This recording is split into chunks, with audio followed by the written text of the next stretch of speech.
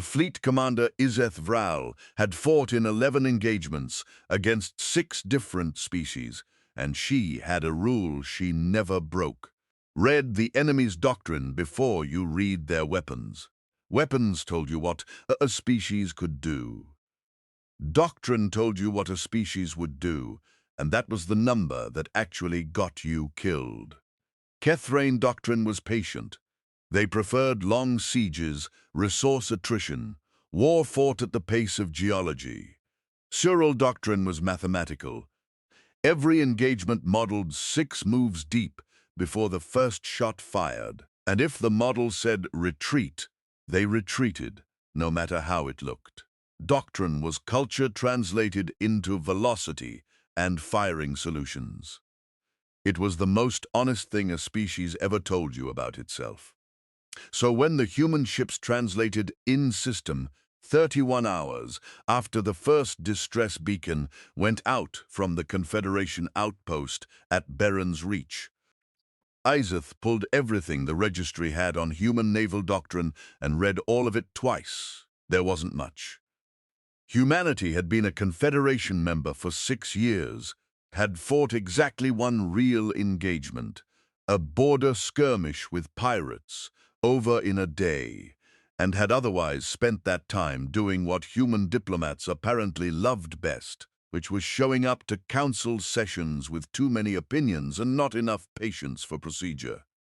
The doctrine file was 4 pages long. Izeth read the whole thing while the human fleet, 9 ships, small by Confederation standards, ugly by any standard, built with the aesthetic sensibility of someone who had stopped caring what things looked like the moment they started working. Closed the distance to Berens Reach. At a velocity, her tactical officer kept flagging as inadvisable. Page 1 was Formation Doctrine, and it was almost reassuring, right up until the notes section, which read, "Formations are considered starting positions, not fixed structures. Human commanders are trained to abandon formation the instant it stops being useful. Analysts should not assume formation collapse indicates loss of command control. It usually indicates the opposite."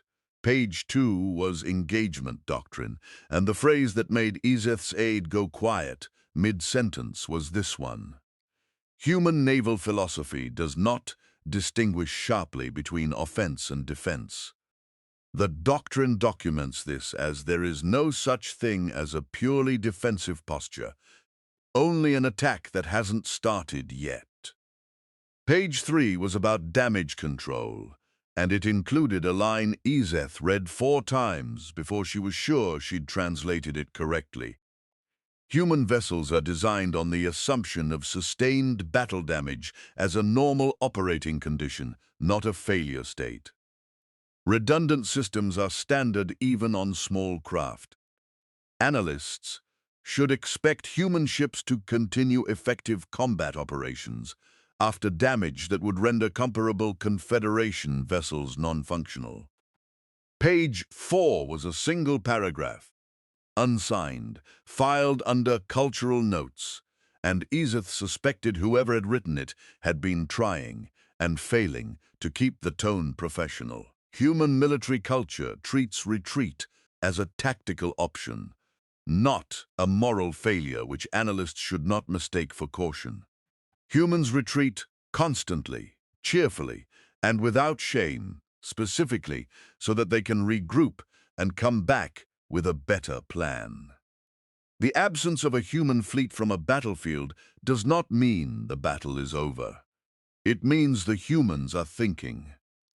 Izeth set the file down and looked at the tactical display, where the 9 human ships had just done something her senses described, unhelpfully, as unspected acceleration burn, source unclear, possible reactor overload.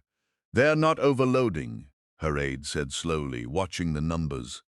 "That's a controlled burn. They're just pushing the reactors past rated output." "On purpose. How far past rated output?" 61%, Commander." That will kill the reactors. It will damage the reactors, her aide corrected, checking the file again. There's a footnote. They call it red lightning. Apparently, it's standard procedure when they need speed more than they need the ship to last. Izeth looked at the human formation. No, not a formation anymore, she corrected herself. They'd already broken it, exactly as page 1 had warned her they would. The 9 ships fanning into a loose, scattered pattern that made no tactical sense by any doctrine she'd ever studied. Until she realized, with the particular cold clarity of a commander watching a trap close around someone else, that it made no sense because it wasn't meant to. It was meant to make her waste the first 90 seconds of the engagement trying to figure out what it meant. "Send the order," she said. "Full defensive posture. Do not engage until Commander." Her aide's voice had gone very flat. "They're not moving toward the outpost anymore." "What?" "They changed heading 4 seconds ago. They're not defending Baron's Reach." A pause. The kind of pause that meant someone was rechecking a number because they didn't want it to be true. "They're coming straight for the raiding fleet's supply line. All 9 ships. They redlined their reactors to get there before the raiders even notice they've been flanked." Izeth stared at the display for a long moment, thinking about page 4. About the absence of a human fleet from a battlefield does not mean the battle is over.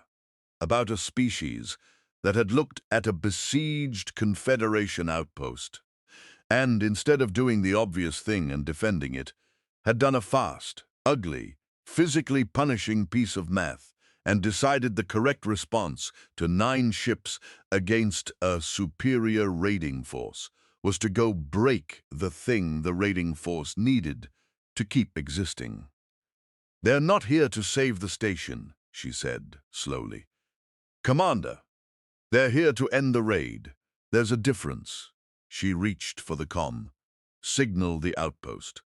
Tell them to hold defensive positions and not to assume the human fleet has abandoned them, no matter what it looks like from the ground."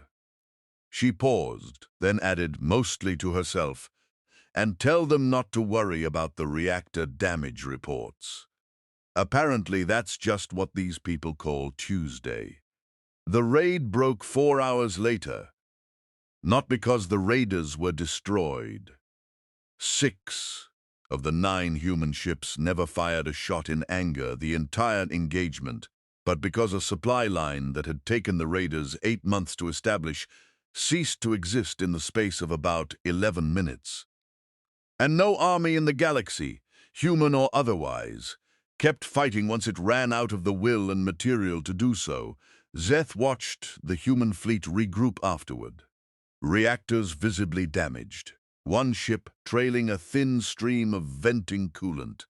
All 9 of them holding a formation that once again made no immediate sense until she noticed it was optimized for defending the crippled ship, not for looking impressive.